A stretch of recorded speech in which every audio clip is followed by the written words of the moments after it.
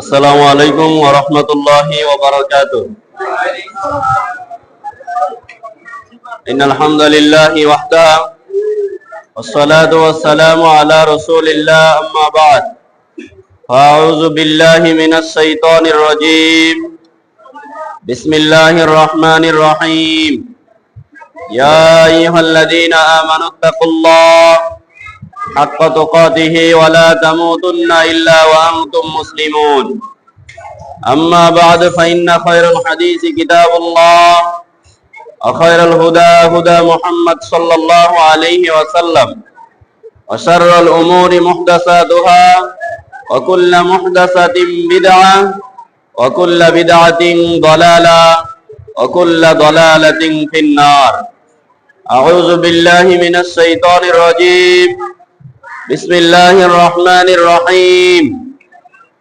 يا أيها الذين آمنوا إنما الخمر والميسر والأنصاب والأزلام رجس من عمل الشيطان فاجتنبوه لعلكم تفلحون. قال رسول الله صلى الله عليه وسلم مدمن الخمر كعابد وثن. الحمد لله. সমস্ত প্রশংসা যাবতীয় গুণগান সেই মহান রব্বুল আলামিনের জন্য, যিনি আমাদেরকে মাগরিবের সালাত জামাতে আদায় করার পর কোরআন এবং সুন্নাহর আলোচনা শোনার জন্য বসার তৌফিক দান করলেন। শুকরিয়া আদায় করি আলহামদুলিল্লাহ। সালাত ও সালাম বর্ষিত হোক বিশ্বনবী মুহাম্মদ রাসূলুল্লাহ সাল্লাল্লাহু আলাইহি ওয়াসাল্লামের উপর। সম্মানিত উপস্থিতি, আজকের আলোচনার আলোচ্য বিষয় নেশাদ্রব্য। সকলেই বলেন তো আলোচনার বিষয়বস্তু কি? যারা কথা বলেন নাই তারা কি দুপুরে খান নাই? আলোচনার বিষয়বস্তু কি? আরেকবার জোরে বলেন। নেশাদ্রব্য। এখন অনেকেই মুখ খুলে না। রাগ করছেন আমার সাথে? কার কার রাগ আছে হাত তোলেন তো। তাহলে মুখ খুলতে হবে। মাঝে মাঝে কোনো কিছু জিজ্ঞাসা করলে মুখ খুলে উত্তর দিতে হবে। পারবেন তো ইনশাআল্লাহ? শুরুতে একটা তাকবীর দেন, লিল্লাহি তাকবীর। এই আওয়াজে বাহিরের মানুষ মনে করবে যে লোকজন কম, এত জোরে আওয়াজ দিতে হবে, তারা যেন আফসোস করে যে আমরা না গিয়ে মনে হয় কি করলাম, ভুল করলাম। লিল্লাহি তাকবীর, লিল্লাহি তাকবীর। সকল বিধান বাতিল করো।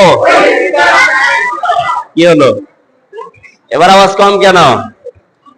সকল বিধান বাতিল করো।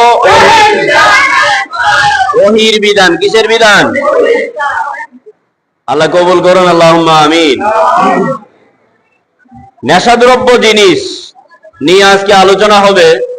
শুরুতে কথা হলো এই, সূরা বাকারার 285 নম্বর আয়াতে আল্লাহ বলছেন, আকালু সামি'না ওয়া আতা'না। যাদের ভিতরে ঈমান আছে তারা শুনে এবং মানে। বলেন, যাদের ভিতরে ঈমান আছে তারা আলোচনা শুনে এবং মানে। সূরা নিসা 4 নম্বর সূরার 46 নম্বর আয়াতে আল্লাহ বলছেন, আকালু সামি'না ওয়া আসাইনা। মুনাফিকরা শুনে কিন্তু মানে না। যারা শুনে এবং মানে তারা হলো ঈমানদার, যারা শুধু শুনে কিন্তু মানে না এরা হলো মুনাফিক। কথা পরিষ্কার? তাহলে আমরাও যারা এখানে নারী পুরুষ উপস্থিত হয়েছি, আমাদের মধ্যে যারা কোরআন হাদিস শুনবে এবং মানবে তারা হলো মুসলমান ঈমানদার। আর যারা শুধু শুনবে কিন্তু মানবে না তারা হলো, জোরে বলেন, আরো আসতে বুঝি না কিছু। খাবার আছে না? ইঞ্জিল যদি খালি না হয় তাহলে ভালো খাবারও কিন্তু মজা লাগবে না। এজন্য অনেক কথা বলে ইঞ্জিলটাকে একটু খালি করতে হবে। আল্লাহ আমাদের কবুল করুন, আল্লাহুম্মা আমিন। মদ, আরবি শব্দ মদ, বাংলা শব্দ হলো নেশা দ্রব্য। মদ জিনিসটা কি? আল খামরু মা খামারাল আকলু। মদ হলো এমন জিনিস যেটা মানুষের ব্রেনে আঘাত করে, আকলে আঘাত করে, আকলকে নষ্ট করে দেয়, আকলকে আচ্ছন্ন করে দেয়, আকলকে বেহুশ করে দেয়। এমন জিনিসকেই বলা হয় মদ। মদ কাকে বলে? যেই জিনিস মানুষের ব্রেনকে, আকলকে নষ্ট করে দেয়। নবী সাল্লাল্লাহু আলাইহি ওয়াসাল্লাম বলেছেন, কুল্লু মুসকিরিন হারাম, প্রতিটা নেশাদ্রব্য জিনিসই হারাম। ওয়া মা আসকারা কাসীরুহু ফাকালিলুহু হারাম, যেই জিনিস বেশি পরিমাণে খেলে পান করলে টান দিলে নেশা হয়, সেটার অল্প খাওয়া, অল্প পান করা, অল্প টান দেওয়াও হারাম। ভালো করে শুনেন। অনেক বিড়িখোরেরা, অনেক জর্দাখোরেরা বলে, আমরা তো বিড়ি খাইও না, বিড়ি পানও করি না, আমরা তো বিড়ি টান দেই। বিড়ি কি করে? এই জন্য আমরা বলছি, যারা নেশাদ্রব্য জিনিস খায়, পান করে, টান দেয়, সেটা বেশি পরিমাণ খেলে পান করলে টান দিলে যদি মাথায় সমস্যা হয়, সেটার অল্প খাওয়াও হারাম। নবী সাল্লাল্লাহু আলাইহি ওয়াসাল্লাম বলছেন, আল্লাহ তাআলা বলছেন, ইয়া আইয়ুহাল্লাযীনা আমানু, হে যারা ঈমান এনেছো, লা তাকরাবুস সালাহ, তোমরা সালাতের নিকটবর্তী হবে না, ওয়া আনতুম সুকারা, যখন তোমরা নেশাগ্রস্ত থাকবে। নেশাগ্রস্ত থাকা অবস্থায়, নেশাদ্রব্য খাওয়া অবস্থায়, নেশাদ্রব্য একটু আগে খেয়েছে, এই ধরনের মানুষকে, মুসলমানকে নামাজ পড়া তো দূরের কথা, নামাজের ধারে কাছে আসতে নিষেধ করা হয়েছে। লক্ষণীয় বিষয় হলো, মুহাম্মদ সাল্লাল্লাহু আলাইহি ওয়াসাল্লাম কাঁচা পেঁয়াজ এবং কাঁচা রসুন খেয়ে মসজিদে আসতে নিষেধ করেছেন, অথচ কাঁচা পেঁয়াজ খাওয়াও হালাল, কাঁচা রসুন খাওয়াও, মুখ করেন, কাঁচা পেঁয়াজ খাওয়া কি হালাল, সেটা কিন্তু হারাম না। কাঁচা রসুন খাওয়াও কি হালাল, কিন্তু এরপরেও বলছেন, কাঁচা পেঁয়াজ এবং রসুন যারা খাবে, যতক্ষণ মুখের মধ্যে দুর্গন্ধ থাকবে, ততক্ষণ পর্যন্ত তোমরা মসজিদে আসবে না। হালাল একটা জিনিস, সেটার গন্ধ মুখে থাকার কারণে মসজিদে আসতে নবী মুহাম্মদ সাল্লাল্লাহু আলাইহি ওয়াসাল্লাম নিষেধ করেছেন। আর আকলহীন মুসলমান হারাম বিড়ি, সিগারেট, জর্দা, ইয়াবা, গাঁজা এগুলো সেবন করে খেয়ে টান দিয়ে মসজিদে আসে, এদের আসলে আকল সমস্যা। আল্লাহ তাআলা নিষেধ করেছেন। আল্লাহ তাআলা বলছেন, ইয়াসআলুনাকা আনিল খামরি ওয়াল মাইসির, হে মুহাম্মদ সাল্লাল্লাহু আলাইহি ওয়াসাল্লাম, তোমাকে তারা জিজ্ঞাসা করবে মদ এবং জুয়া সম্পর্কে, তুমি বলো, কুল ফীহিমা ইসমুন কাবীর ওয়া মানাফিউ লিন-নাস, মদ এবং জুয়ার মধ্যে রয়েছে বড় ধরনের ক্ষতি। মদ এবং জুয়ার মধ্যে কি আছে? বড় ধরনের ক্ষতি আছে, বড় ধরনের গুনাহ আছে। এটাকে আল্লাহ তাআলা বর্জন করতে বলছেন। সূরা মায়েদার 90 এবং 91 নম্বর আয়াতে আল্লাহ বলছেন, ইয়া আইয়ুহাল্লাযীনা আমানু, হে যারা ঈমান এনেছো। আমরা ঈমান আনছি কিনা? আমরা ঈমান আনছি? ঈমান আছে তো?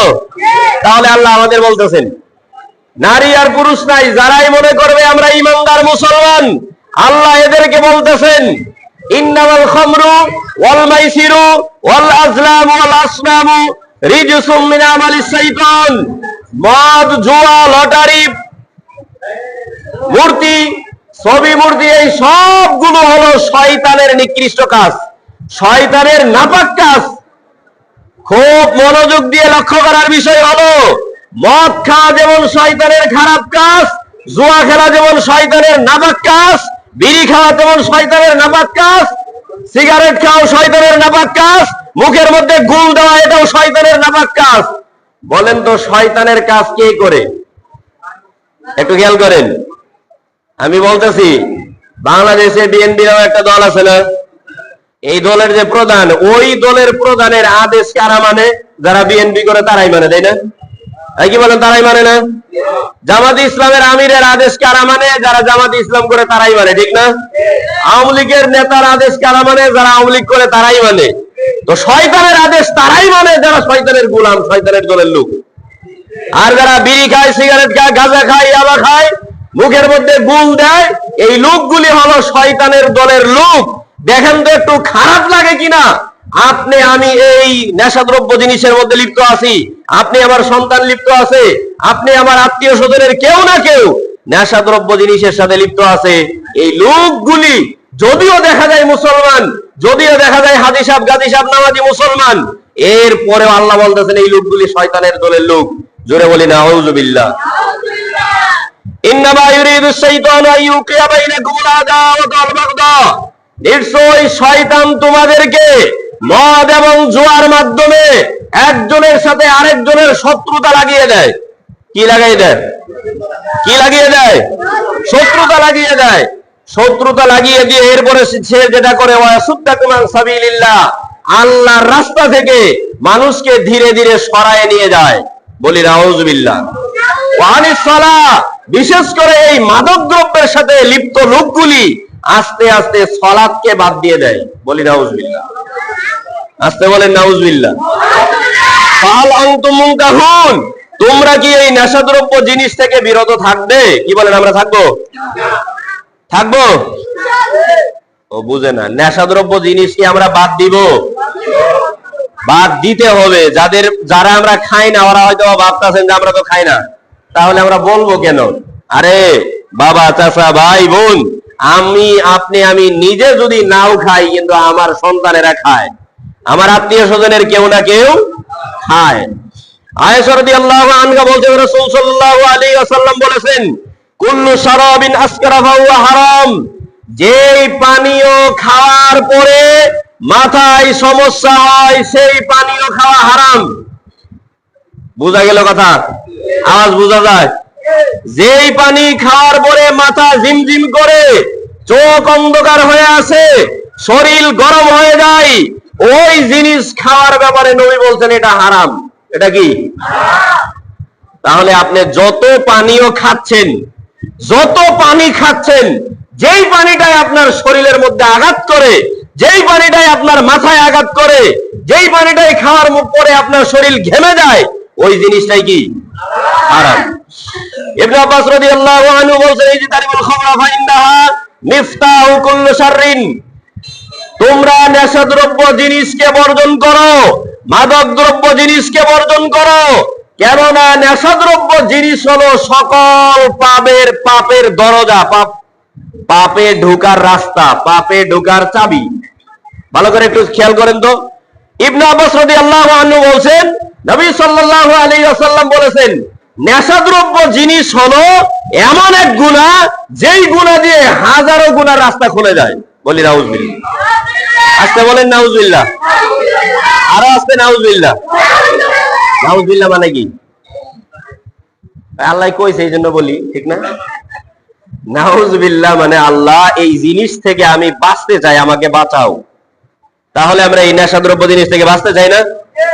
যারা বেঁচে আছি এদেরকেও বলতে হবে নাউযুবিল্লাহ, যাতে ভবিষ্যতে এটার মধ্যে না যাই।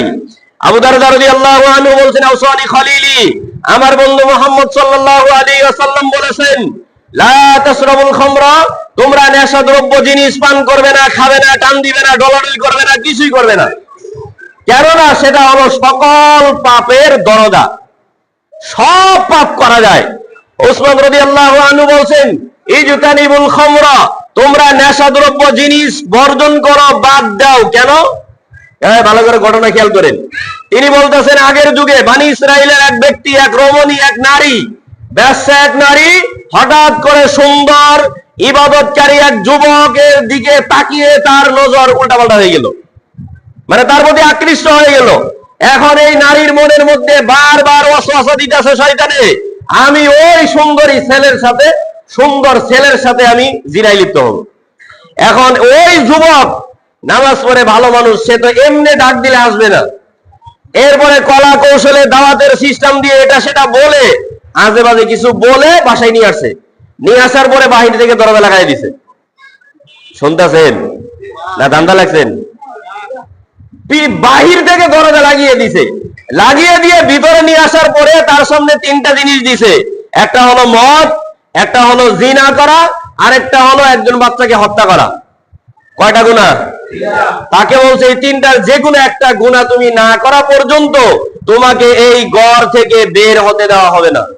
একটা হলো মদ, বলেন, একটা হলো মদ খেতে হবে, আরেকটা হলো জিনা করতে হবে, আরেকটা হলো একটা বাচ্চাকে হত্যা করে ফেলতে হবে। তখন ওই ইবাদতকারী বুজুর্গ ছেলেটা ভাবতেছে, জিনা করলে এটা আরেকটা বড় ধরনের গুনাহ হয়ে যায়, একটা মানুষকে হত্যা করা অনেক বড় অপরাধ, আমি মদটাই খেয়ে নেই। যখন সে পর্যাপ্ত পরিমাণ মদ খেলো, মাথা যখন উল্টাপাল্টা হয়ে গেল, মদ খাওয়ার পরে ওই মহিলার সাথে জিনায় লিপ্ত হলো। ওই মহিলার সাথে জিনা হওয়ার পরে ওই বাচ্চাটাকেও শেষ পর্যন্ত হত্যা করে ফেললো। বলি নাউজুবিল্লাহ। তাহলে এবার চিন্তা করেন, আগে যে হাদিস বললাম, নবী বলছেন নেশাদ্রব্য জিনিস হলো সকল পাপ করার দরজা, সকল পাপ তার জন্য সহজ হয়ে যায়, কোন পাপ তার কাছে পাপ লাগে না। এই ব্যক্তিটা প্রথমে মদ খেয়েছিল যাতে জিনা করা না লাগে, যাতে অন্যায়ভাবে মানুষকে হত্যা করা না লাগে, কিন্তু নেশাই তাকে দ্বিতীয় গুনাহ করতে উদ্বুদ্ধ করেছে, জিনা করিয়ে ফেলছে, নেশাই তাকে আরেকজন ব্যক্তিকে হত্যা করিয়েছে। নেশা হলো এমন গুনাহ যেই গুনাহ আরো দুইটা গুনার দিকে তাকে টেনে নিয়ে গিয়েছে। তো নবী যে বলছেন নেশা হলো সকল পাপ কাজের দরজা, চাবিকাঠি, এটা দিয়ে দরজা খুলে মানুষ বহু গুনাহের দিকে লিপ্ত হয়। ইবনে ওমর রাদিয়াল্লাহু আনহু বলেন রাসূল সাল্লাল্লাহু আলাইহি ওয়াসাল্লাম বলেছেন, যারা দুনিয়ার জমিনে নেশাদ্রব্য জিনিস পান করবে, খাবে, টান দিবে, গুল দিবে, ঘষা দিবে, এই লোকগুলি পরকালে আল্লাহ তাআলা শরীরের এনার্জি বানানোর জন্য এক ধরনের কি বলে পানীয় রাখছেন, মদ রাখছেন, যেটা খাওয়ার পরে মানুষের শরীরে এনার্জি তৈরি হবে।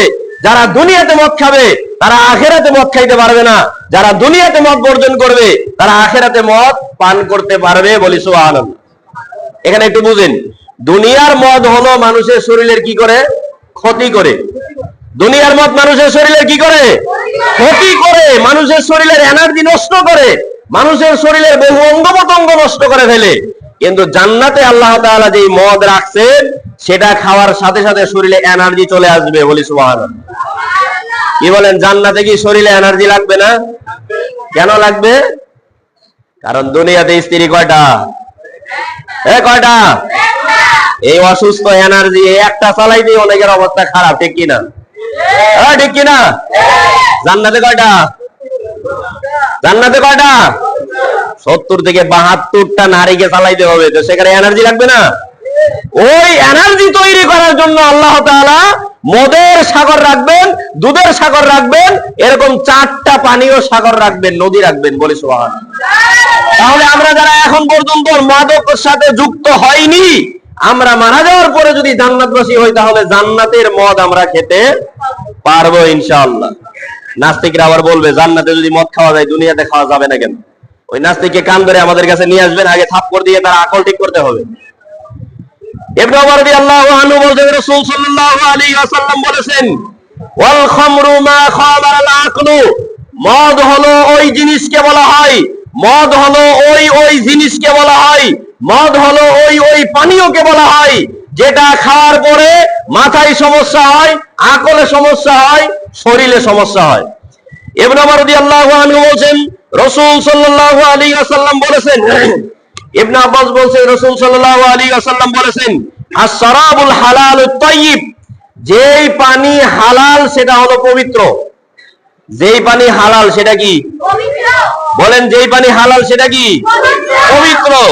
লাইসা বা'দাল হালালিত তাইয়্যিব ইল্লা হারামুল খাবিস, পবিত্র পানি ছাড়া পৃথিবীর জমিনে যত পানি আছে সবগুলো হলো হারাম এবং নিকৃষ্ট। পবিত্র পানি ছাড়া যত পানি পৃথিবীর জমিনে আছে সব পানি হলো হারাম এবং নিকৃষ্ট। বলি নাউযুবিল্লাহ। দেখেন মদ কি পরিমাণ গুনাহের, কি কোন স্তরের গুনাহ মদ। আবু হুরায়রা রাদিয়াল্লাহু আনহু বলেন রাসূল সাল্লাল্লাহু আলাইহি ওয়াসাল্লাম বলেছেন, ওয়ালা ইয়াশরাবুল খামরা হিনা ইয়াশরাবু ওয়া হুয়া মুমিন, যখন কোন ব্যক্তি মদ খায়, যখন কোন ব্যক্তি মাদকের সাথে যুক্ত হয়, যখন কোন ব্যক্তি নেশাদ্রব্য জিনিস খায়, পান করে, টান দেয়, তখন তার ভিতরে ঈমান থাকে না। কথা বলা যাবে না, এক নজরে সামনে তাকিয়ে থাকতে হবে, এদিক সেদিক ঘোরাফেরা সমস্যা। হাদিসটা একটু মাথায় ঢুকান তো। মুহাম্মদ সাল্লাল্লাহু আলাইহি ওয়াসাল্লাম বলতেছেন, যখন কোন নারী হোক, পুরুষ হোক, যুবক হোক, বৃদ্ধ হোক, যে কেউ হোক, যখন মদ খায়, যখন নেশাদ্রব্য জিনিস খায়, যখন বিড়ি খায়, সিগারেট খায়, গাঁজা খায়, ইয়াবা খায়, হিরোইন খায়, গুল দেয়, জর্দা খায়, এই লোকগুলি যখন এগুলো খায় তখন তার ভিতর থেকে ঈমানটা সরে যায়। সবাই শুনছেন? সবাই একটু চাপ দিয়ে বসেন তো, সবাই একটু চাপ দিয়ে বসেন। আর ওই পিছন দিকে যারা আছেন ওরা এই দুই বাম পাশে চাপ দেন, আমরা কথা না বলি। যেহেতু অল্প সময়ে শেষ করতে হবে, আমরা কথা না বলি। দেখেন, নবী সাল্লাল্লাহু আলাইহি ওয়াসাল্লাম বলছেন, যখন মানুষ নেশাদ্রব্য জিনিস খায়, পান করে, টান দেয়, ওই লোকের মাঝে যে ঈমান ছিল, সাথে সাথে ঈমানটা তার শরীর থেকে, দেহ থেকে, অন্তর থেকে বের হয়ে যায়। বলি নাউজুবিল্লাহ। হাদিস মনে হয় বুঝাতে পারলাম না?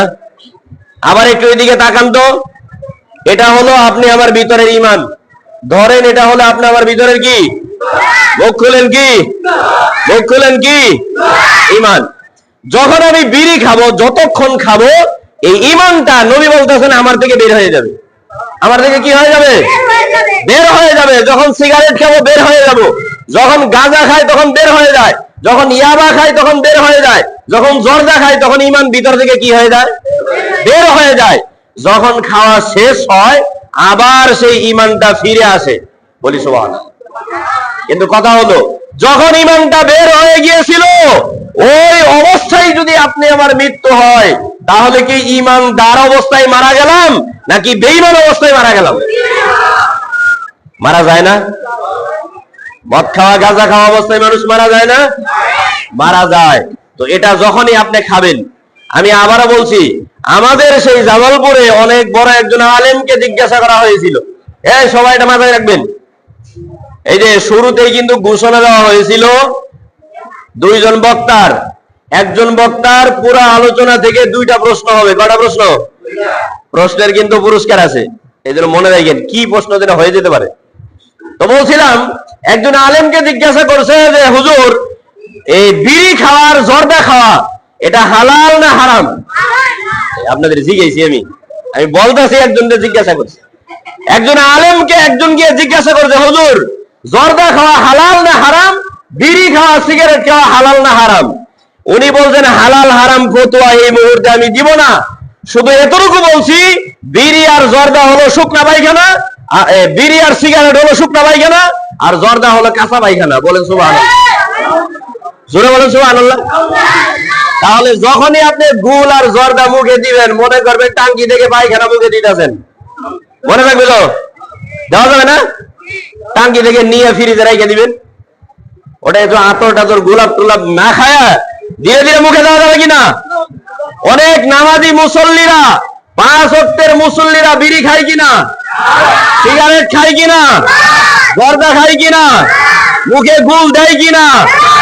ওই আলেমের ভাষাই হলো, যারা গুল দেয়, জর্দা খায়, মানে কাঁচা যত নেশাদ্রব্য জিনিস আছে এগুলো হলো কাঁচা পায়খানা, আর যেগুলো শুকনা আছে এগুলো হলো শুকনা পায়খানা। খাওয়া যাবে কোনটা? কাঁচা না শুকনা? আরে আমি প্রশ্ন করছি, দুটার যে কোনো একটা নিতে হবে। হয় কাঁচাটা খেতে হবে, না হলো শুকনাটা। কোনটা খাওয়া যাবে? খাওয়া যাবে। তাহলে খান কেন? আপনি আমি না খাইলে আপনি আমার বাচ্চারা খায় কেন? তাদেরকে একটু মনে করিয়ে দিবেন, পারবেন না? হ্যাঁ, পারবেন না? যার যার আত্মীয় স্বজনের যারা এগুলোর মধ্যে যুক্ত আছে, মনে করিয়ে দিবেন। যদি কাঁচাগুলি খায়, বলবেন কাঁচা পায়খানা খাইতেছ, কেমন মজা লাগে আমার জানাইও। আর যদি শুকনাটা খায়, তাহলে বলবেন কেমন মজা লাগে আমার জানাইও। মনে থাকবে তো? তাহলে যখন কোনো ব্যক্তি নেশাদ্রব্য জিনিস খায়, পান করে, টান দেয়, তখন তার ভিতরে কি থাকে না? জুড়ে বলেন, কি থাকে না? ইবনে আব্বাস রাদিয়াল্লাহু আনহু বলছেন, রাসূল সাল্লাল্লাহু আলাইহি ওয়াসাল্লাম বলেছেন, যখন মদ হারামের আয়াত নাযিল হলো, যখন মদ হারামের আয়াত নাযিল হলো, তখন একজন সাহাবী আরেকজন সাহাবীর সাথে গিয়ে বলতেছেন, শুনছো, আজকে থেকে আল্লাহ তাআলা মদ চিরতরে হারাম করে দিয়েছেন। তবে এটাও শুনে রাখো, মদের গুনাহ আর শিরক গুনাহ দুইটাকে পাশাপাশি রাখা হয়েছে। মদের গুনাহ আর শিরকের গুনাহ কি করা হয়েছে? পাশাপাশি রাখা হয়েছে। তাহলে মূর্তি পূজা করা যেমন গুনাহ, বিড়ি, সিগারেট, ইয়াবা, গাঁজা, হিরোইন খাওয়া, জর্দা দেওয়া, গুল দেওয়া একই মানের। হাদিস আসতেছে, দেখেন আপনি। তাহলে কি শিরিক করলে ঈমান থাকে? বলেন, শিরিক করলে ঈমান থাকবে? শিরিক থেকে যখন আমরা বেঁচে থাকি ঈমানকে রক্ষা করার জন্য, তেমনি নেশাদ্রব্য যাবতীয় জিনিস থেকেও নিজে এবং জাতিকে বাঁচিয়ে রাখতে হবে ঈমান রক্ষা করার জন্য। ওই যে আগের হাদিস মনে আছে তো? আগে মদ খাইলো, তারপরে গিয়ে জিনা করলো, তারপরে গিয়ে একজনকে হত্যা করলো। তো নেশা জিনিসগুলি আপনি আমাকে ধীরে ধীরে কাবিরা গুনাহ থেকে নিয়ে নিয়ে শিরিক কুফর করিয়ে ঈমান হারা হয়ে বেঈমান অবস্থায় দুনিয়া থেকে বিদায় করবেন। আল্লাহ আমাদের হেফাজত করুন, আল্লাহুম্মা আমিন। আবু মুসা রাদিয়াল্লাহু আনহু বলছেন, সাহাবী বলতেছেন, কোন হুজুর আবার ফতোয়া লাগায়েন না। সাহাবী আবু মুসা রাদিয়াল্লাহু আনহু বলতেছেন, আমি মদ খাওয়া আর দেবদেবীর পূজা এই দুইটার মধ্যে কোনো পার্থক্য করি না। দেবদেবীর পূজা করা যেমন অপরাধ মনে করি, মাদক দ্রব্য সেবন করা, খাওয়া পান করাকে একই মানের গুনাহ মনে করি। কে মনে করতেন? সাহাবী। কে মনে করতেন? জোরে বলেন, কে মনে করতেন? যখন আজকে আমাদের অনেক বুদ্ধিজীবী আছে, দেখবেন অনেক বুদ্ধিজীবী আছে, হুজুর বুঝলাম আমার দোকানে বিড়ি আছে, সিগারেট আছে, জর্দা আছে, এটা আছে, সেটা আছে, এটা হারাম, কিন্তু এবার যা নিয়ে আসছি এই চালানটাই বিক্রি করব, এরপরে আর নিয়ে আসবো না। এরকম কিছু বুদ্ধিজীবী দোকানদার আছে না? কি বলেন, দোকানদার আছে না? আচ্ছা, এদের ব্যাপারে একটু পরে আসতেছি। যখন মদ হারাম হওয়ার আয়াত নাজিল হলো, একজন সাহাবী মদিনার গলিতে গলিতে গিয়ে বলছিল, আজ থেকে নেশাদ্রব্য জিনিস মদ হারাম। ওই সাহাবী বলছেন, এই এলান শোনার সাথে সাথে কোন সাহাবী কিন্তু বলে নাই, আরে জানি আসছি এটা খেয়ে নেই, হারাম হয়েছে গিয়েছে, বলছিল কোন সাহাবী? যখনই শুনেছে মদ হারাম, যার ঘরে যত মদ ছিল, যে মদের ব্যবসায়ী ছিল, সবাই সবার মদকে রাস্তায় ফেলে দিয়েছে। বলেন সুবহানাল্লাহ। তাহলে আমি শুরুতেই বলছিলাম, আলোচনা শুনে যারা মানবে তারা ঈমানদার, যারা শুনে মানবে না তারা মুনাফিক। যারা দোকানপাট করেন, দোকানের মধ্যে যদি নেশাদ্রব্য কোনটা থাকে আর আলোচনা শোনার পরেও যদি রেখে দেন, তাহলে আপনি কি আগে এরকম মুনাফিক যেন আসওয়াট এই মসজিদের অধীনে কোন দোকানদার না পাওয়া যায়। আল্লাহ এরকম পরিবেশ তৈরি করে দেন, আল্লাহুম্মা। তো ওই সাহাবী বলছেন, আমি যে রাস্তা দিয়ে মদ হারাম হারাম বলে বলে গিয়েছিলাম, এত পরিমাণ মদ রাস্তায় ফেলা হয়েছে, আমি আর সেই রাস্তা দিয়ে ফেরত আসতে পারি নাই। সাহাবীরাও ঈমানদার, হারাম জানার সাথে সাথে কিভাবে বাদ দিল। আর আমরাও ঈমানদার, সারা জীবন হুজুর বলে, কয় হুজুর তো বলবোই, হুজুর তো বলার জন্যই রাখছি, তাই না? হুজুরে তো বলার জন্যই রাখছি। কত নিকৃষ্ট মানের মুসলমান তুমি, এটা অন্য আলোচনায় বুঝতে পারবে, আজকে তোমাকে বোঝানো সম্ভব নয়। আবু হুরায়রা রাদিয়াল্লাহু আনহু বলেন, রাসূল সাল্লাল্লাহু আলাইহি ওয়াসাল্লাম বলেছেন, মুদমিনুল খামরি কাবিদি ওয়াসালিন। আবু হুরায়রা বলতেছে, নবী মুহাম্মদ সাল্লাল্লাহু আলাইহি ওয়াসাল্লাম বলেছেন, নেশাদ্রব্য পানকারী, খাওয়া, টান দেওয়া, ঘষাঘষি করা, এরা হলো মূর্তি পূজকের মতো অপরাধী। কে বলছেন? মুহাম্মদ সাল্লাল্লাহু আলাইহি ওয়াসাল্লাম বলছেন। নবী বলতেছেন, যারা নেশাদ্রব্য জিনিস খায়, পান করে, টান দেয়, এরা হলো মূর্তি পূজা করলে যত অপরাধ হয়, এরাও সেই মানের অপরাধী। বলি নাউজুবিল্লাহ। কি বলেন, আপনাদের এই সমাজে বা আজকে আমরা যারা আসছি, আমাদের নিজেদের মধ্যে, আত্মীয় স্বজনের মধ্যে মূর্তি পূজক আছে? হ্যাঁ, মূর্তি পূজক আছে। আপনি এখন না করেন, আমি এখনই প্রমাণ করি মূর্তি পূজক নাই। কে বলছে?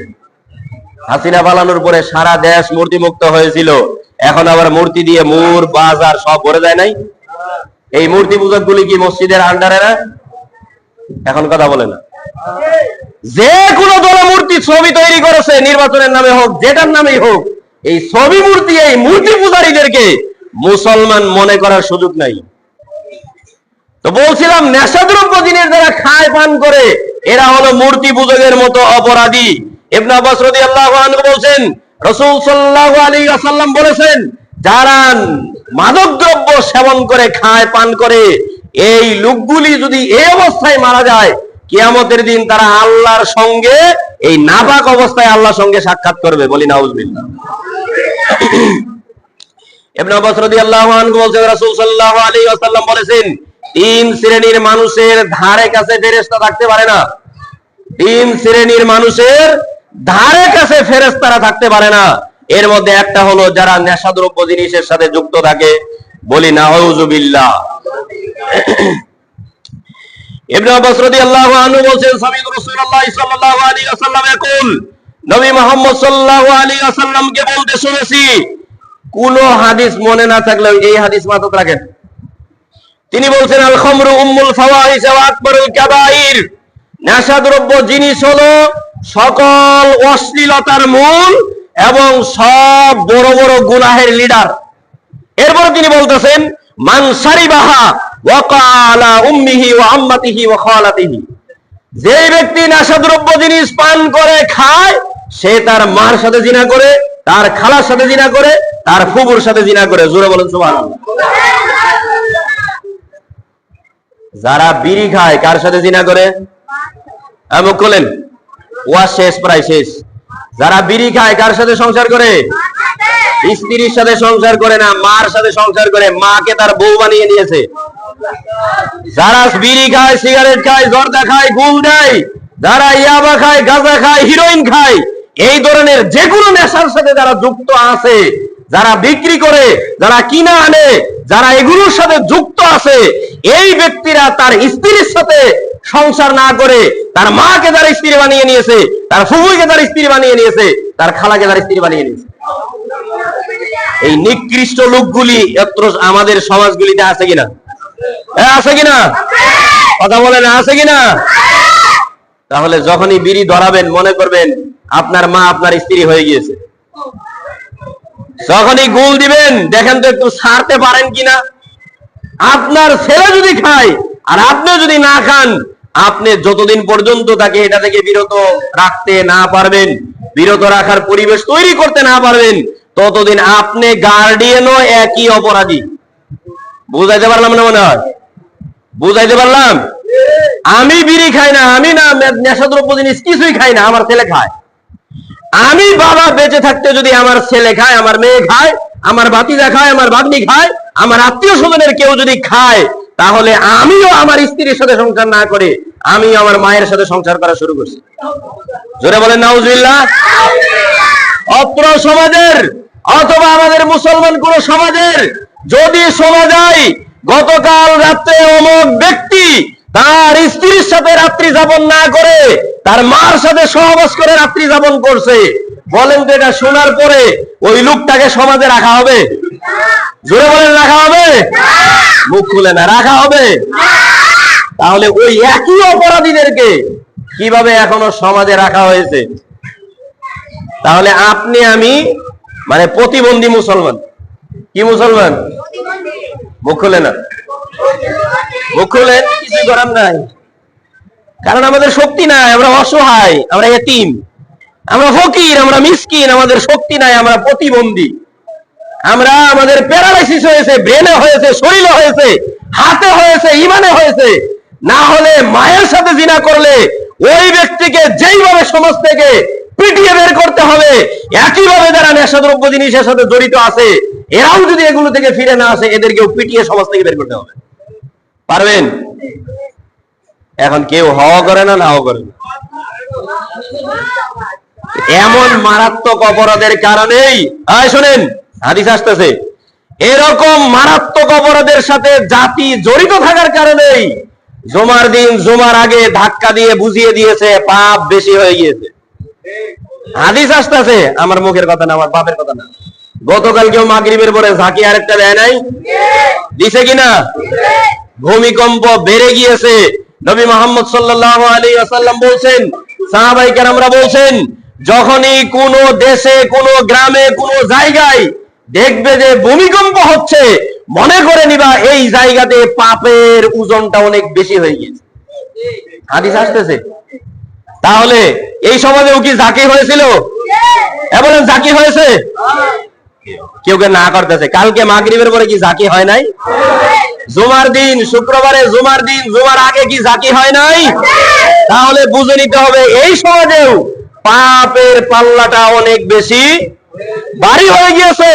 ওমর রাদিয়াল্লাহু আনহু বলছেন, যেই জাতি ভূমিকম্প হওয়ার পরেও গুনাহ থেকে ফিরে আসে না, সতর্ক হয় না, ওই জাতির ভয় করা উচিত, খুব ভয়ের মধ্যে থাকা উচিত। যে কোনো সময় ওই জাতির পুরা জমিন সহ আল্লাহ নিচে দাবিয়ে দিবেন। বলেন নাউজুবিল্লাহ। ভাই সুবহানাল্লাহ না? আবু মালিক আশআরী রাদিয়াল্লাহু আনহু বলেন, লা ইয়াশরাবান্না নাসুন মিন উম্মাতিল খামার ইউসাম্মুনাহা বিগাইরি ইসমিহা। নবী মুহাম্মদ সাল্লাল্লাহু আলাইহি ওয়াসাল্লাম বলেন, আমার উম্মতের একটা দল একটা সময় আসবে, তারা খাবে মদ, নাম দিবে ভিন্ন। খাবে মদ, নাম দিবে মুখ খোলেন, খাবে মদ, নাম দিবে? মুখটাই খোলে না, বুঝি না, গলা ভেঙে গেল চিল্লাই যে আপনি মুখ খোলেন না কেন? খাবে মদ, নাম দিবে? বলেন তো বিড়ির নাম বিড়ি না মদ? তাহলে কি ওটার নাম মদ আছে? সিগারেটের নাম কি মদ আছে? আপনাকে আমি বলি, বাংলাদেশে 36টা মদ চলে। কয়টা? দেশি মদ, বিদেশি মদ, এই দুটার নামই মদ। আর 34টার নাম মদ না। জর্দা, বিড়ি, সিগারেট, তামাক, হুক্কা, গুল, গাঁজা, হিরোইন, ফেন্সিডিল, ইয়াবা, আফিম, বায়োগ্রা, নিকোটিন, এলএসডি, মরফিন, কোডাইন, হেবাইন, বিয়ার, ভাং, কোকেইন, ফেন্টাইনাইল, চুলাইল মদ, তারি, ফেতেডিন, এরকম 36টা মদ বাংলাদেশে চলে, মুসলমানের দেশে। জুড়ে বলে সুবহানাল্লাহ। লজ্জা হওয়া উচিত এই জাতির, এই জাতির লজ্জা হওয়া উচিত, আমাদের লজ্জা হওয়া উচিত। একটা মুসলমান দেশে, মুসলমান সমাজে এত পরিমাণ মদ আমদানি হয়েছে, বড় বড় নেতারা দেখবেন সমাজে উঠে বলে, ভাইরা, চাচারা, আপনারা যদি আমার সাথে থাকেন তাহলে সমাজ থেকে নেশাদ্রব্য মদ বন্ধ করতে চাই। বলে না? বলে না? এই বাংলাদেশের প্রতিবন্ধী রাষ্ট্রপতিরা ওরা আইন করে রাখছে না মাদক দ্রব্যের বিরুদ্ধে? এই প্রতিবন্ধীর আইন করে রাখছে, অথচ এই প্রতিবন্ধী যারা আইন করছে, এই প্রতিবন্ধী নেতারা এক একটা বড় বড় মদের ডিলার নিয়ে বসে আছে। ডিলার নিয়ে বসে নাই? আপনাদের এই 7 গ্রাম ইউনিয়নের মদের কি ডিলার নাই? কারা ডিলারি দেয়? হিন্দুরা দেয়? খ্রিস্টানরা দেয়? ইহুদিরা দেয়? কারা ডিলার? কারা? মুসলমান পরিচয়েরা। এগুলোকে মুসলমান বলেন কেন? আপনার মুখের কি পবিত্রতা নষ্ট হয় না? এই লোকগুলি যে মার সাথে জিনা করে, এরপরেও যে আপনি তাকে মুসলমান বলেন, আপনার মুখের কি ব্যক্তিত্ব নষ্ট হয় না?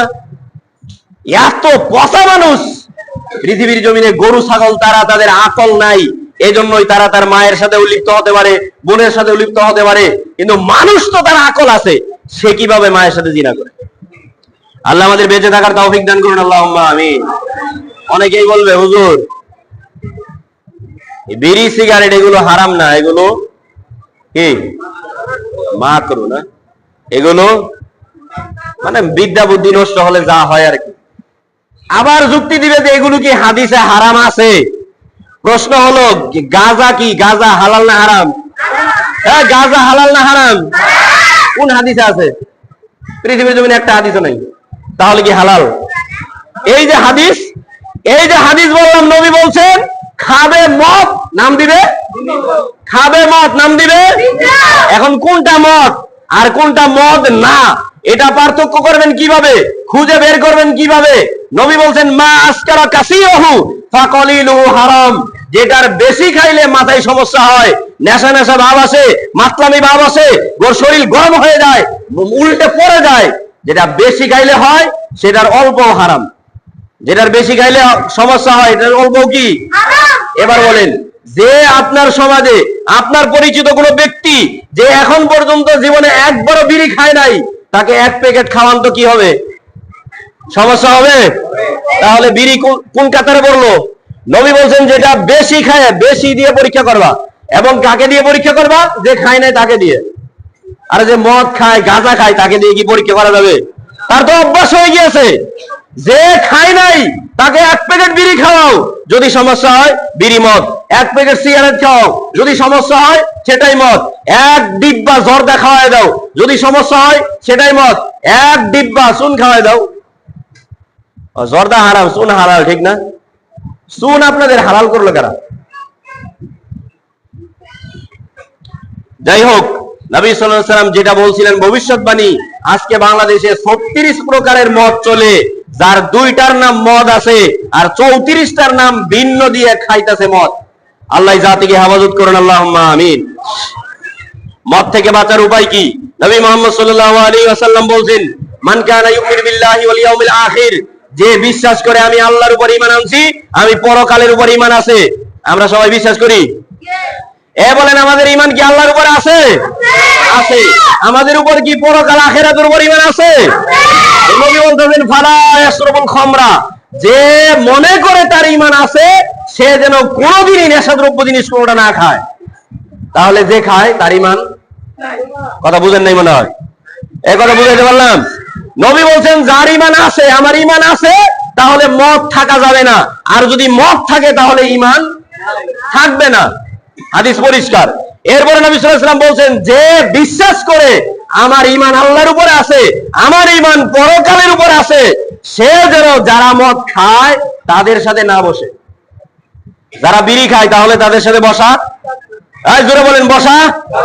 সিগারেট খায়, গুল খায়, ইয়াবা দেয়, এই ধরনের যারা আছে এদের সাথে চলাফেরা করা যাবে না, বসা যাবে না, তাদের কোনো অনুষ্ঠানে যাওয়া যাবে না। এক নাম্বার এগুলো খাওয়া এবং এগুলোর পরিবেশ থেকে ফিরে আসতে হবে।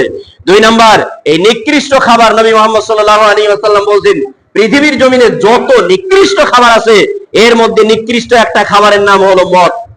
নিকৃষ্ট একটা খাবারের নাম কি? মদ। এটা থেকে বিরত থাকতে হবে। তিন নাম্বার, মদ খাওয়াতে শরীরের লাভ হয় না ক্ষতি হয়? লাভ হয় না ক্ষতি হয়? একজন সাহাবী নবীকে জিজ্ঞাসা করছিলেন, ইয়া রাসূলুল্লাহ আনিল খামরি, মদ সম্পর্কে আপনার চিন্তা কি, আপনি কি বলেন? নবী সাল্লাল্লাহু আলাইহি ওয়াসাল্লাম বললেন, ইফানাহা, তোমরা সেটাকে বাদ দাও। ভালো করে মাথায় ঢুকান। এরপরে সাহাবী আবার জিজ্ঞাসা করতেছে, ইয়া রাসূলুল্লাহ ইন্নামা আস্তাউ আলিদ দাওয়া, যদি আমরা কোন সময় এমন প্রয়োজন হয় নেশাদ্রব্য কোন জিনিস দিয়ে যদি ঔষধ বানানো লাগে।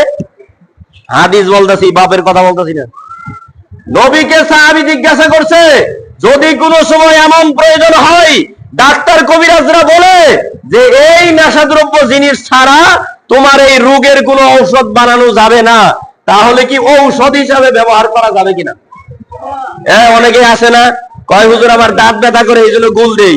আছে আছে মুখ খোলে না। যত খালি আমার জামালপুরে আছে, এদিকে একটাও নাই।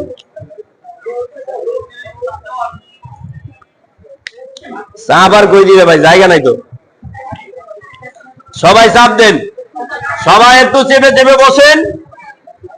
একটা জায়গাকে সাক্ষী করেছেন আর একটা জায়গাকে সাক্ষী করেন। এই জায়গাগুলি কিয়ামতের দিন জান্নাতে যাওয়ার জন্য আমাদের পক্ষে সুপারিশ করবে। বলি সুবহানাল্লাহ। ভালো করে শুনেন, আওয়াজ করা যাবে না, একটু নড়াচড়া করলে কি কথা বলতে হয়।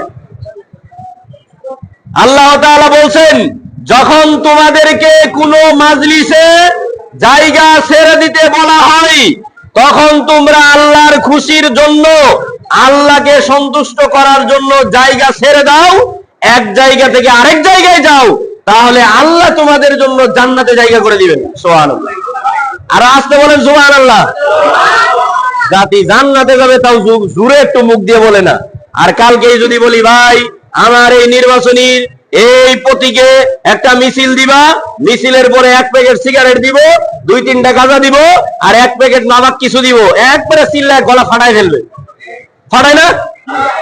শিরকি বিষয়ের স্লোগানে গিয়ে মুসলমানের সন্তানরা গলা ফাটায় কিনা? গলা ফাটায় কিনা? আল্লাহর গলা যদি আল্লাহর ক্ষেত্রে ব্যবহার না হয়ে আল্লাহর বিরুদ্ধে শিরকি স্লোগানের জন্য যদি ব্যবহার হয়, তাহলে কি ওই গলা আল্লাহ রাখবে? লিল্লাহি তাকবীর। আরে জোরে লিল্লাহি তাকবীর।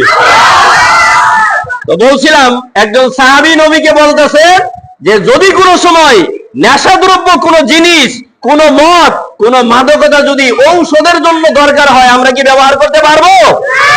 নবী বললেন না, এতটুকুতেই শেষ না। তিনি বলছেন, ইন্নাহু লাইসা বিদাওয়াইন ওয়ালাকিন্নাহু দাউন। আরে নেশাদ্রব্য যত জিনিস আছে সবগুলো দিয়ে তুমি যদি ঔষধ বানানোর চেষ্টা করো, সেটা তো ঔষধ হবেই না, সে নিজে একটা রোগ, বরং তোমার শরীরে আরেকটা রোগ ঢুকবে। মনে হয় বুঝাইতে পারলাম না? আপনি একটা গুল দিবেন দাঁতের মধ্যে, দাঁত ব্যথা করে জন্য, নবী বলতেছেন এটা দিয়েছো তুমি দাঁত ব্যথার জন্য, রোগ শেষ করার জন্য, অথচ এই জিনিস তোমার দাঁতের মধ্যে আরেকটা রোগ ঢুকিয়ে দিবে। তাহলে পৃথিবীর জমিনে যত জিনিস নেশাদ্রব্য আছে, এর কোনটার মধ্যে কোন রোগের চিকিৎসা বলেন, কোন রোগের চিকিৎসা নাই। উম্মে সালামা রাদিয়াল্লাহু আনহা বলেন, রাসূল সাল্লাল্লাহু আলাইহি ওয়াসাল্লাম বলেন, ইন্নাল্লাহা লাম ইয়াজআল শিফাআকুম ফীহি মা হারামা আলাইকুম। আল্লাহ তোমাদের জন্য যত জিনিস হারাম করেছেন, কোন হারাম জিনিসের মধ্যে কোন রোগের চিকিৎসা নাই, ঔষধ নাই। ইবনে মাসউদ রাদিয়াল্লাহু আনহু বলেন, আল্লাহ তাআলা তোমাদের জন্য যা যা হারাম করেছেন, এর কোনটার মধ্যে তোমাদের জন্য কোন রোগের ঔষধ নাই। তাহলে ঔষধের জন্য জর্দা দিয়ে পান খাওয়া যাবে কিনা? যাবে কিনা? খান, বুঝবেন।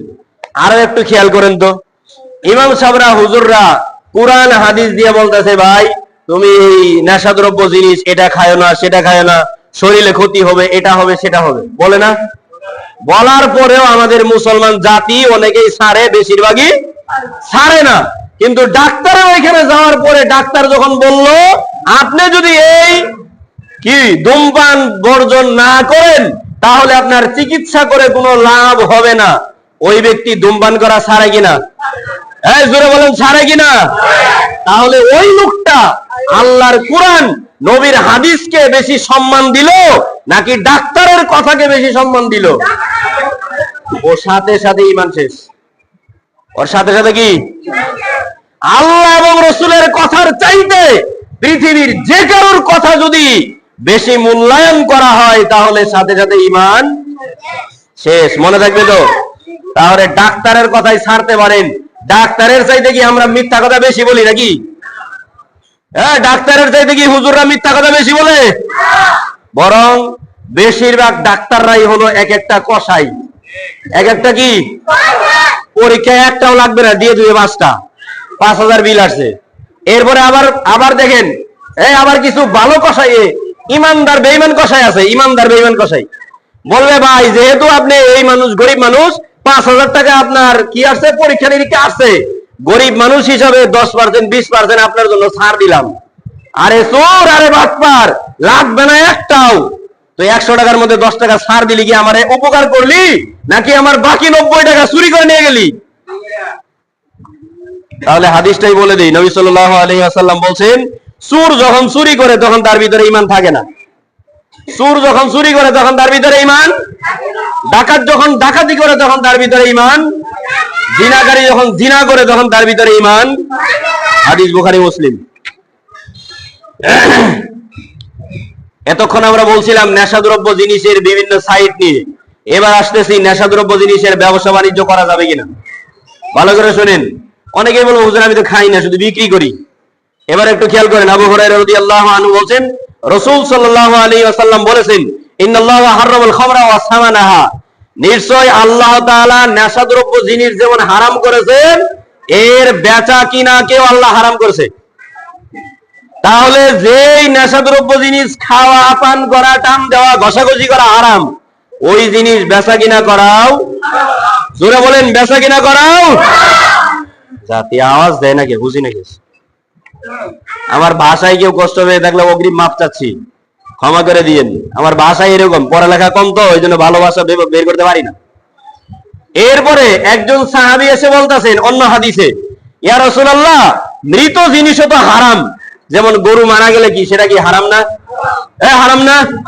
ছাগল জীবিত অবস্থায় হালাল টাকা দিয়ে হালাল ভাবে জবাই করলে খাওয়া হালাল, কিন্তু ওটা মারা গেলে ওটার গোশত খাওয়া কি? একজন সাহাবী এসে বলতেছেন, ইয়া রাসূলুল্লাহ, আমরা যদি কেউ ওই মৃত পশুর চর্বি নিয়ে যদি আমরা আলকাত, ওই যে বর্তমানে না নৌকার নিচে যে একটা কালো জিনিস দেয় সেটার নাম কি? এদিকে আলকাতরা, তাহলে জামালপুর আর ঢাকা পার্থক্য হলো কি? একটাই তো।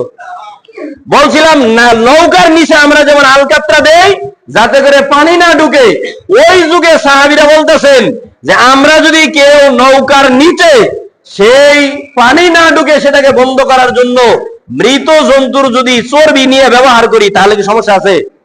ওটা তার খাবো না, ওটা বিক্রিও করবো না, খালি নৌকার নিচে দিব। নবী সাল্লাল্লাহু আলাইহি ওয়াসাল্লাম বললেন, আল্লাহ তাআলা ইহুদি জাতির উপর লানত নাযিল করুন, তাদেরকে ধ্বংস করুন। আল্লাহ যখন বলছেন মৃত জিনিস হারাম, তার সবকিছুই হারাম। এই ইহুদিরাই পৃথিবীর জমিনে সর্বপ্রথম মৃত জন্তু থেকে বিভিন্ন জিনিস নিয়ে ব্যবহার করা শুরু করছে। এরপরে নবী সাল্লাল্লাহু আলাইহি ওয়াসাল্লাম শেষে গিয়ে বললেন, মৃত জিনিস যেমন গোশত খাওয়া হারাম, তেমনি তার চামড়া নিয়ে ব্যবহার করাও হারাম, তার চর্বি নিয়ে ব্যবহার করাও। বেচা কিনা তো হারামই, হারাম জিনিস ব্যবহার করাও কি? বলেন, হারাম জিনিস ব্যবহার করাও কে? তাহলে সিগারেটের প্যাকেট নিয়ে আপনারা যে বিভিন্ন জালমুড়ি খাওয়ারই বানান, ওটা চলবে নাকি? চলবে।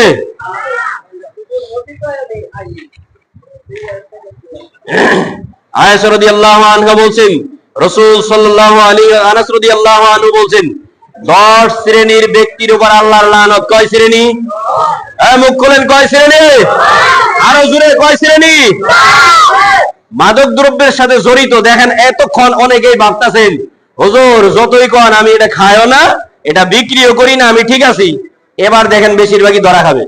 নবী সাল্লাল্লাহু আলাইহি ওয়াসাল্লাম বলতেছেন নেশা দ্রব্যের সাথে জড়িত 10 সেক্টরের 10 শ্রেণীর ব্যক্তির উপর আল্লাহ রাসূল লানত করছে, বরদোয়া করছে। বলেন নাউজুবিল্লাহ। আসতে বলেন নাউজুবিল্লাহ। এক, যে ব্যক্তি এই নেশাদ্রব্য জিনিস তৈরি করে, কি করে? 2, যে তৈরির অর্ডার দেয়, মানে হলো মালিক। যে তৈরি করে কর্মচারীরা, আমি তো আর তৈরি করি না, আমি কর্মচারীকে অর্ডার করি। ওই কর্মচারী তৈরি করা অবস্থায় তার উপর আল্লাহর লানত নাজিল হয়। যে সেটার নির্দেশ দেয় তার উপরও আল্লাহর কি নাজিল হয়? 3, ওয়াসারিবাহা, যে এই নেশাদ্রব্য জিনিস পান করে খায় টান দেয়। 4, ওয়াহামিলাহা, যে এটা বহন করে।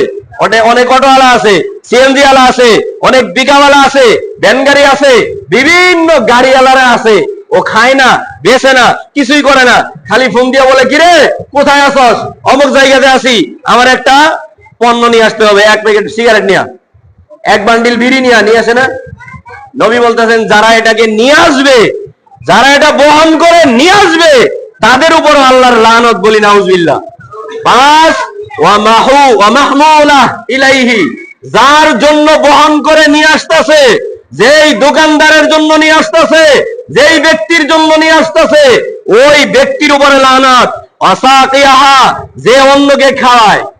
অনেকে আছে ভিআইপি, ভিআইপি দেখবেন চাচা অনেকদিন ধরে দেখা হয় না, কি খাবেন? খান। ভাই আমি একটা বিড়ি খাবো, খান, কোনো সমস্যা নেই। এরকমটা হয় কিনা? ভাই খান, কোনো সমস্যা নেই। তুমি কি খাবো? চা খাবো, ও বিড়ি খাবো, গুল্লিপ খাবো, ওর জর্দা খাবো। এই যে খাওয়া খাওয়ি, নবী বলতেছেন যে খাবে তার উপর আল্লাহর লানত। এরপরে আহা, যে এটাকে বিক্রি করে, যেই দোকানদার বিক্রি করে তার উপর আল্লাহর লানত। যে বিক্রি করে মূল্য গ্রহণ করে, অনেক দোকানদারের মালিক আছে যারা কর্মচারী দিয়ে দোকান চালায়, যেই কর্মচারী এটা বিক্রি করবে তার উপরে লানত, ওই দোকানদারের উপরেও লানত। মুশতারি লাহা, যে ব্যক্তি এটা কিনে, যে ক্রয় করে তার উপর লানত, যে যার জন্য ক্রয় করে। মনোযোগ দিন তো একটু। বলছিলাম অনেকেই আসি এরকম যে তার চাচায় বলছে বাতিজা দোকান থেকে গিয়া 1 প্যাকেট বিড়ি নিয়ে আসে। এরকম পাঠায় কিনা? পাঠায় না? ওই বাচ্চাটা ছিল নিষ্পাপ, আপনার কারণে এই বাচ্চার উপর লানতের কার্যক্রম চালু হবে। চালু হয়ে তার উপরে যাবে না, যে পাঠিয়েছিল তার উপরে যাবে। তাহলে নেশাদ্রব্যের সাথে জড়িত 10 শ্রেণীর ব্যক্তির উপর আল্লাহ তাআলা লানত করেন। আসতে বলেন নাউজুবিল্লাহ। আরো আসতে, মুখ বন্ধ করেন। আবু হুরায়রা রাদিয়াল্লাহু আনহু বলেন রাসূল সাল্লাল্লাহু আলাইহি ওয়াসাল্লাম বলেছেন, এই সমাধান খেয়াল করেন, শেষের দিকে আলোচনা শেষ। আবু হুরায়রা রাদিয়াল্লাহু আনহু বলেন রাসূল সাল্লাল্লাহু আলাইহি ওয়াসাল্লাম বলেছেন, যে ব্যক্তি একবার নেশাদ্রব্য জিনিস খায় তাকে 40টা বেত মারবে। সুইচ যেটি হবে সবগুলো দিয়ে দেন তো, যদি দেওয়া লাগে তাহলে সবগুলো দিয়ে দেন। একটা টিপ দেন, আবার আরেকটা টিপ দেন, হবে না। হ্যাঁ ঠিক আছে। ভাই একটু বসেন। এই যে ভাই বসেন। যাক শোনেন, রাসূল সাল্লাল্লাহু আলাইহি ওয়াসাল্লাম বলেছেন,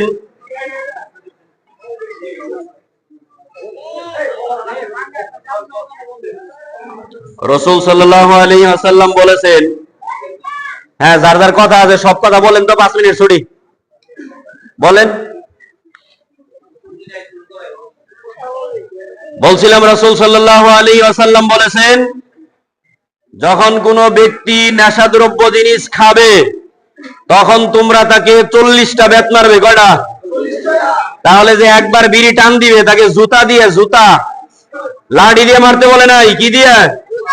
পায়ে থেকে জুতা খুলবেন, সাথে সাথে 40টা। একটা দিলে আপনি গুনাহগার, কারণ নবী বলছেন কয়টা দিতে হবে? 40টা লাগাবেন। যে একবার গুণ দিবে কয়টা লাগাবেন? মুখ খুলে না। আরে না পারেন এখন বলেন যে 40টা দেওয়া লাগবে। যে জর্দা খাবে কয়টা দেওয়া লাগবে?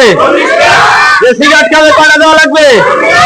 ইয়াবা গাঁজা হিরোইনদের একবার ধরলে কয়টা? এরপরে নবী বলতেছেন যদি সে আবার খায় আবার 40টা, যদি আবার খায় আবার 40টা। 4 নম্বরে গিয়ে বলতেছেন যদি আবার খায় তাহলে তাকে সরাসরি হত্যা করে ফেলবে। কথা মনে হয় বুঝাইতে পারলাম না? আপনার ঘরে আপনার আত্মীয় স্বজন এখনো যে নেশাদ্রব্য জিনিসের সাথে জড়িত আছে, নবী বলছেন 3 বার সুযোগ আছে পিটানি, তাও জুতা দিয়ে কি দিয়ে 3 বারের পরেও যদি ফিরে না আসে তাহলে তাকে আর পিটাতে হবে না, সরাসরি জবাই করে দুনিয়া থেকে বিদায় করতে হবে। পারবেন না? এগুলো সম্ভব না। আনাস রাদিয়াল্লাহু আনহু বলছেন রাসূল সাল্লাল্লাহু আলাইহি ওয়াসাল্লাম বলছেন লা ইয়াকুনান্না ফি হাদিহিল উম্মাতু খাসবুন ওয়া কাসবুন ওয়া মাসকুন, এই জাতি, এই মুসলমান জাতি 3টা অপরাধে যখন জড়িত হবে তখন তাদের উপর 3 ধরনের গজব আসবে। এক, যখন নেশাদ্রব্য জিনিসের মধ্যে জড়িত হয়ে যাবে এই অপরাধে। 2, গায়কদের কিনে আনবে। কাদেরকে? বাংলাদেশ এই প্রতিবন্ধী প্রশাসন এবং এই রাষ্ট্র এরা গায়কদেরকে কিনে এনে বহু টাকা পুরস্কার দেয় না? হ্যাঁ দেয় কিনা? কয়দিন আগে খেলোয়াড়রা একটা দেশের সাথে জিতছে, 2 কোটি টাকা আরেক প্রতিবন্ধী ঘোষণা করছে। যাদের খারাপ লাগে আমি যে প্রতিবন্ধী বলতেছি আমার সাথে বসেন, ও প্রতিবন্ধী না, ওরা মৃত ঘোষণা করবে, মানে ও যে মৃত ওর ভিতরে কিছু না এটা ঘোষণা করা যাবে। অথচ কোরআনের হাফেজরা সারা পৃথিবীর মধ্যে চ্যাম্পিয়ন হয়ে আসতেছে, এই প্রতিবন্ধীদের মুখ দিয়ে একটা বাক্য পর্যন্ত বের হয় না। তাহলে বুঝাই যাচ্ছে এরা ইসলামের না অন্য কেউ।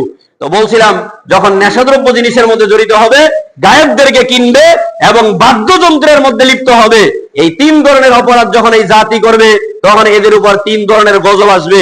একটা গজব হলো ভূমিকম্প। একটা গজব কি? একটা গজব কি? এটাই মনে রাখেন। 2 নাম্বার, জালেমরা তাদের উপর অত্যাচার শুরু করবে। 3 নাম্বার, এই লোকগুলির স্বভাব চরিত্র হয়ে যাবে বানরের মতো আর শূকরের মতো। জোরে বলি নাউজুবিল্লাহ। তো এদের পরকালের শাস্তি, এরা হলো জান্নাতে যাবে না। যারা দুনিয়াতে নেশাদ্রব্য জিনিসের সাথে জড়িত থাকবে, খাবে, পান করবে, টান দিবে, গুল দিবে, ঘষবে, এই লোকগুলি যদি তওবা না করে মারা যায় তাহলে নবী বলছেন এরা জান্নাতে। জোরে বলেন এরা জান্নাতে। আরো জোরে, জান্নাতে যাবে কোথায়? জাহান্নামে যাবে। কোথায়? জাহান্নামে। খাবেটা কি? অসরাতু মিন আহলিন নার। জাহান্নামীদের শরীর থেকে রক্ত, পুষ, পায়খানা যা বের হয়ে জোরে জোরে পড়বে, এই সবগুলো তাকে আরসি, পেপসি, কোকাকোলার মতো বোতল ভরে ভরে তারা দিবে, খাও। কে কে খাবেন? কে কে খাবেন? দুনিয়ার নাপাক জিনিস খাবার যেমন আমরা বিরত থাকি, তেমনি ভাবে নেশাদ্রব্য জিনিস থেকেও যেন আমরা বিরত থাকি। আল্লাহ আমাদের সেই তৌফিক দান করুন, আল্লাহুম্মা আমিন। আর আসতে বলেন আমিন। যদি আল্লাহ কবুল করে তাহলে তো এই জিনিস ছাড়তে হবে, ঠিক না? শেষ দিকের শিরোনাম, নেশাদ্রব্য পানকারীদের শাস্তি 1 নজরে। যারা নেশাদ্রব্য জিনিস পান করে, খায়, টান দেয়, গুল দেয়, এগুলোর সাথে যারা জড়িত, বেচা কিনা করে নিয়ে আসে, হাদিয়া দেয়, এই ব্যক্তিদের 1 নজরে তাকান। 2-3 মিনিটে শেষ। আপনি ভালো ইমানদার না। 1 নাম্বার শাস্তি কি? আপনি ভালো ইমানদার না। 2, আপনার উপর আল্লাহ তাআলা অসন্তুষ্ট। 3, আপনি মদখোর, গাঁজাখোর। 4, আপনি শয়তানের দলের লোক। 5, আপনি শয়তানের ভাই বোন। 6, আপনার কর্ম দ্বারা অপকর্ম, সকল অপকর্ম সম্ভব। 7, আপনি বেয়াকল। বেয়াকল বুঝেন? একটু গ্রাম্য ভাষায় বলেন তো, কি বলে? ব্যাককল। কে? যারা নেশাদ্রব্য জিনিস খায় এরা ব্যাককল। আপনি মূর্খ, আপনি পচা পানাহারকারী, আপনার কাছে ফেরেশতারা আসতে পারে না। আপনি মায়ের সাথে, স্ত্রীর সাথে যা করা যায় এগুলো মায়ের সাথে করেন, খালার সাথে করেন, ফুফুর সাথে করেন। আপনার স্বভাব চরিত্র বানর আর শূকরের মতো। আপনার সালাত কবুল হবে না। আপনি নিজেকে ধ্বংস করছেন, আপনি নিজেই নিজের ক্ষতি করছেন, জাতির ক্ষতি করছেন। নেশাদ্রব্য জিনিস নিজে একটা রূপ। আপনি হারাম ব্যবসায়ী, আপনি হারামের সঙ্গী, আপনি ইহুদিদের সঙ্গী, আপনি 40টা জুতা খাওয়ার আসামি, আপনি হত্যার উপযুক্ত আসামি। আপনার মাধ্যমে, আপনার কারণেই দুনিয়াতে বেশি বেশি ভূমিকম্প হবে। আপনার কারণেই অমুসলিম বেঈমানেরা মুসলমানদের উপর অত্যাচার করবে, আপনার কারণে পৃথিবীর জমিনে বড় বড় গজব আসবে, আপনি জাহান্নামে গিয়ে পচা নাপাক জিনিস খাবেন, আপনার কারণে দুনিয়াতে বহু ফিতনাবাজ তৈরি হবে, আপনি জালেমের সঙ্গী, জালেমের সহযোগী, আপনার কারণে জালিমরা ক্ষমতা বেশি অর্জন করতে পারে, আপনি হিন্দুর মতো অপরাধী, আপনি শিরকের গুনাহের মতো অপরাধী, আপনার জন্য জান্নাত হারাম, আপনি হলেন জাহান্নামী। আল্লাহ আমাদের এই ভয়াবহতা থেকে মুসলমান জাতিকে হেফাজত করুন, আল্লাহুম্মা আমিন। আল্লাহ আমাদের সবাইকে এই দায়িত্ব গ্রহণ করার তৌফিক দান করুন যে আমরা নিজেরাও খাবো না, সমাজের কোন দোকানপাটে এটা বিক্রি করতে, হ্যাঁ বলেন, কোন জায়গাতে এটা বিক্রি করতে বের হবেন। কে কে হাত তুলেন? মানে এই নেশাদ্রব্যের বিরুদ্ধে অ্যাকশনে বের হবেন। কে কে হাত তুলেন? এই অনেকে হাত তুলে না, কথা মনে হয় বুঝেন নাই, খালি হাত তুলে থাকেন, আমি বুঝাইতেছি। মানে আপনার যে যে সমাজ থেকে আসেন ওই সমাজের কোন দোকানে নেশাদ্রব্য জিনিস বেচাও যাবে না, কিনাও যাবে না, রাজি আছেন না? সমাজের কোন জায়গাতে কোন নেতা, কোন খেতা, কোন নেতার অধীনস্থ গোলামেরা এগুলো বিক্রি করতে পারবেন না। এটা কি আমরা করতে পারবো না? সবাই একমত আছেন তো? জোরে বলেন ইনশাআল্লাহ। কবুল করুন, আল্লাহুম্মা আমিন। আমার কথায় কি কষ্ট পাইলে ক্ষমা করবেন। আশা করি কোরআন সুন্নাহ অনুযায়ী যা আলোচনা হয়েছে আমল করবেন। আল্লাহ আমাদের সেই ঈমান, সেই হিম্মত, সেই তৌফিক দান করুন, আল্লাহুম্মা আমিন। সাল্লাল্লাহু আলা নবিয়িনা মুহাম্মদ ওয়া আলা আলিহি ওয়া আসহাবিহি আজমাইন। আসসালামু আলাইকুম ওয়া রাহমাতুল্লাহ।